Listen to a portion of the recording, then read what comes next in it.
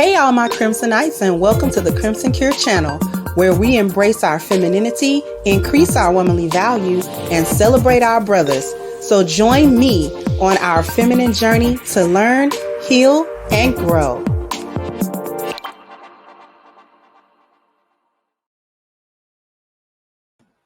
Hey there, my Crimsonites, and welcome to the Crimson Cure channel. I'm your hostess, femininity coach, and author of The Crimson Cure, and this is my perspective.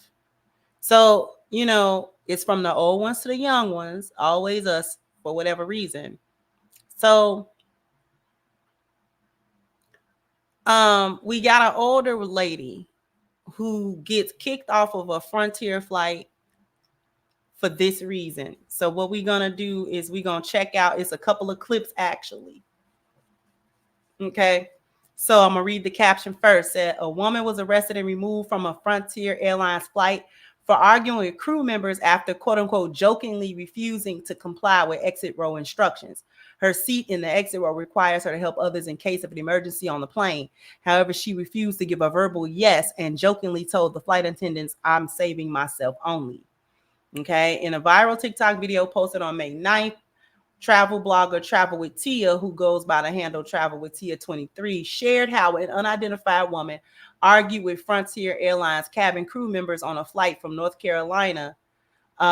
During the incident, the woman appeared very combative with flight attendants after initially joking about not wanting to help fellow passengers in case of an emergency as she was seated in the plane's exit row. As the argument continued, the woman's fellow passengers pleaded with her just to get off the plane so they could take off. In another video, Tia explained this lady right here, when she first got on the plane and acknowledged that she was in an exit row, said, "Oh, I'm not going to save anybody. If something happens, I'm going to save myself first." I'm not sure if the flight attendants heard that or not, but that was her attitude throughout the seating process. And I already knew something was about to pop off when she had that attitude. This may have been her first time in an exit row, so she did not understand or not realize or want to understand that the flight attendant has to get a verbal yes from everyone when you are going through the drill. And she had the attitude with giving the verbal yes because she thought shaking her head was sufficient. Didn't realize or didn't want to realize why she had to give the verbal yes. And at that point, she started getting an attitude with the flight attendant, calling her outside of her name. Now, before I show this clip, if you ever have flown and if you have ever sat in the exit row, that is, I believe, across airlines, because mostly I have flown United and Delta, and I've only been in the exit row probably once or twice, but they definitely require a verbal consent and acknowledgement of understanding that in an emergency, you are required to assist the passengers by opening the door, not blocking the exit, things of that nature. Like, you have to pay attention to how that door operates so that if there is an emergency, you actually understand how to open the door, how to, you know what I'm saying, or whatever, because that knowledge might be needed. You're in that spot. So you've got to be the first one to understand how it works. The flight attendant may not be even capable in an emergency situation or there may not be anyone else. So there is a different acknowledgement for the exit row than there is for other passengers on the plane. So let's get into it. Yeah, she talking to me. What is the problem? Because she don't want to tell us her name.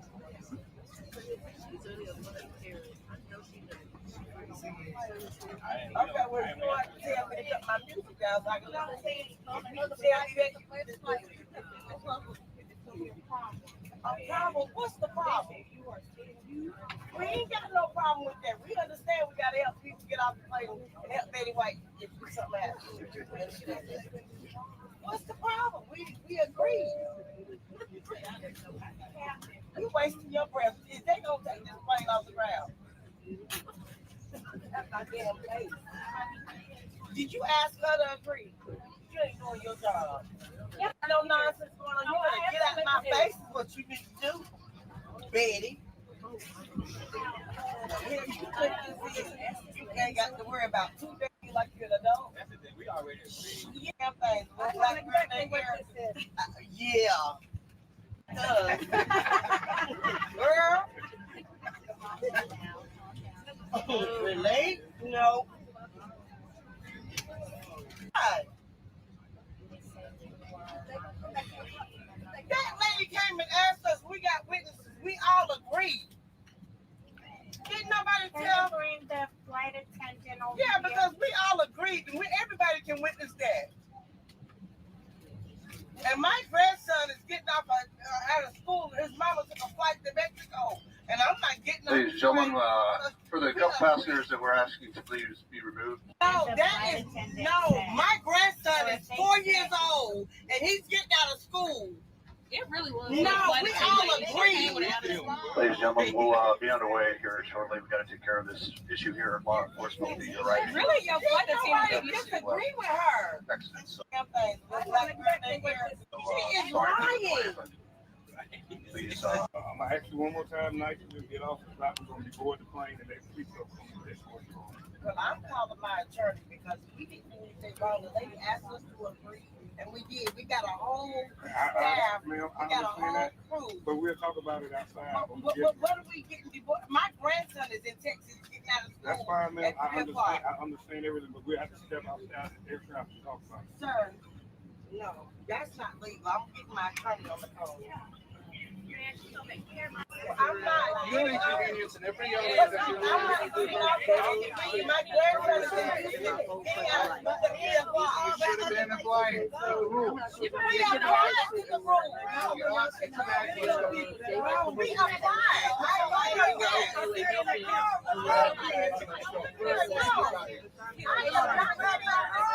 Everybody, can I disagree to her? She is lying. Please, I'm gonna ask you one more time.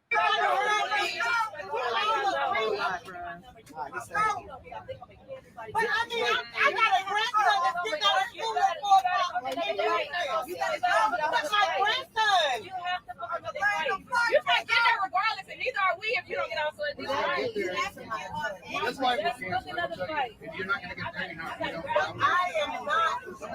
I'm asking you. What crime did I commit? getting off the plane. You don't know why either all get off with you or you're getting off by yourself.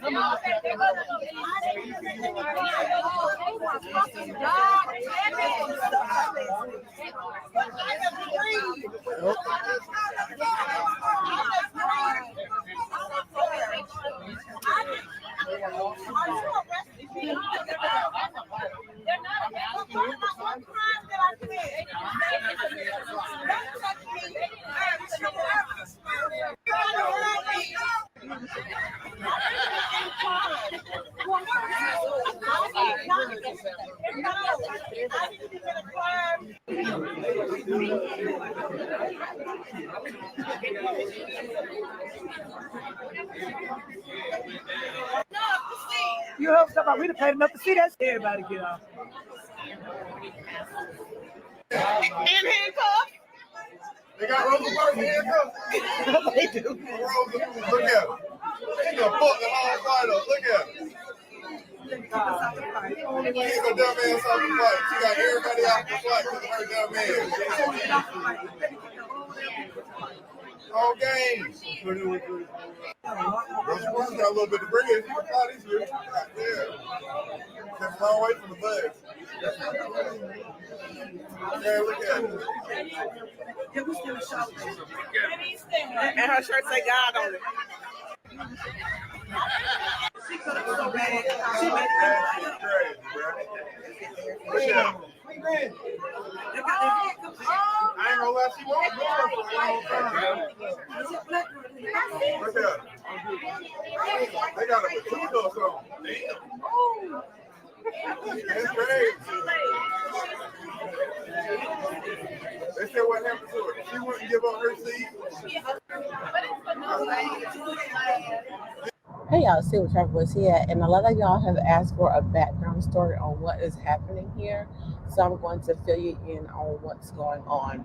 So this lady right here, when she first got on the plane and acknowledged that she was in the exit row, she said, "Oh, I'm not going to save anybody. If something happens, I'm going to save myself first." Okay. So that's plenty, right? I gave you all the parts of that. Listen, the problem here is that you're too old for shenanigans.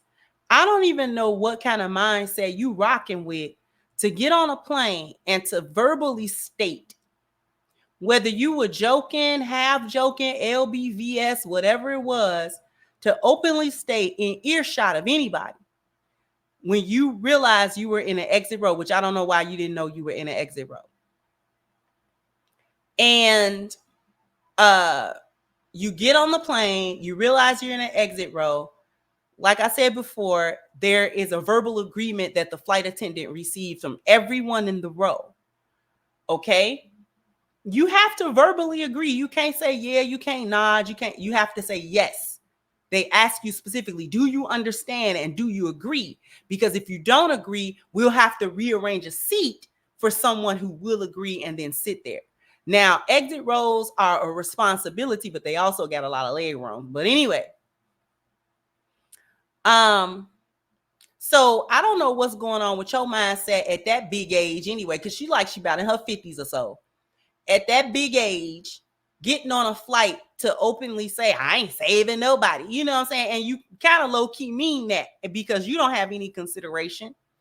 And reason why we know you don't have any consideration for your fellow travel mates, meaning everybody else on the plane, is that you were so busy trying to be right in the situation that you were inconveniencing everyone else.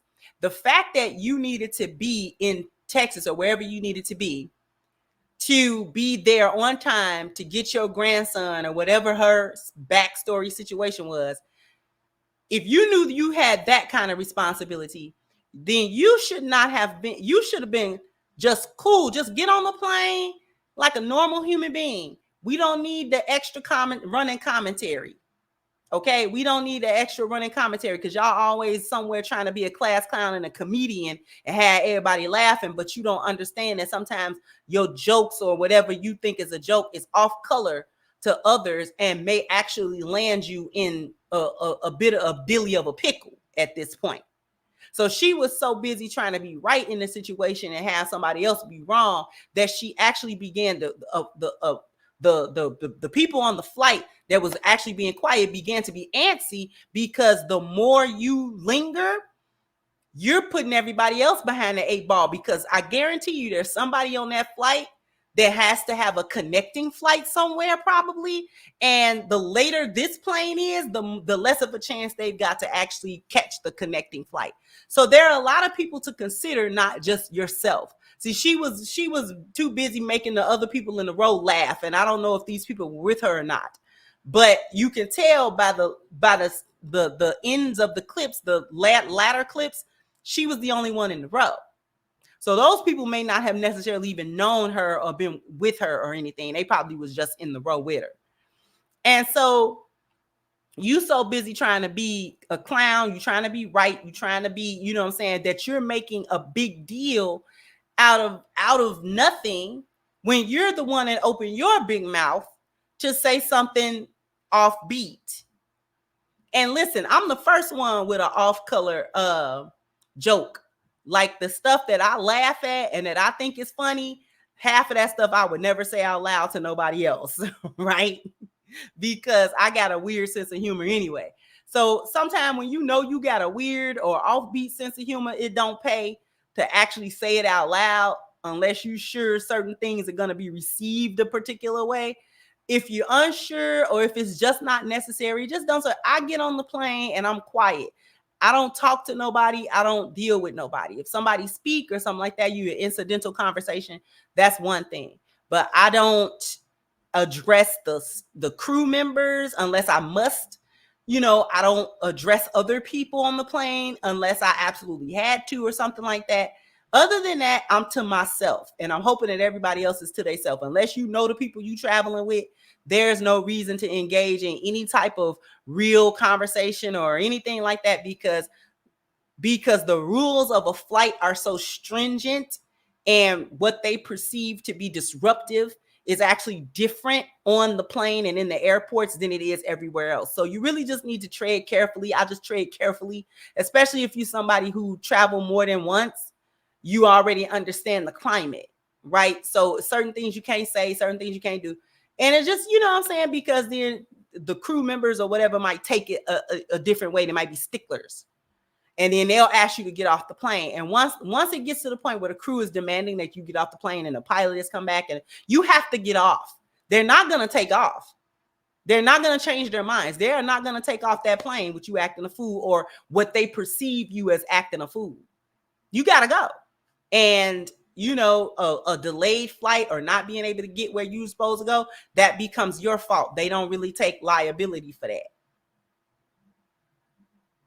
But you made everybody else late because everybody else had to get off the plane. You see, they was clowning her by the end, calling her Rosa Parks because she wouldn't give up her seat.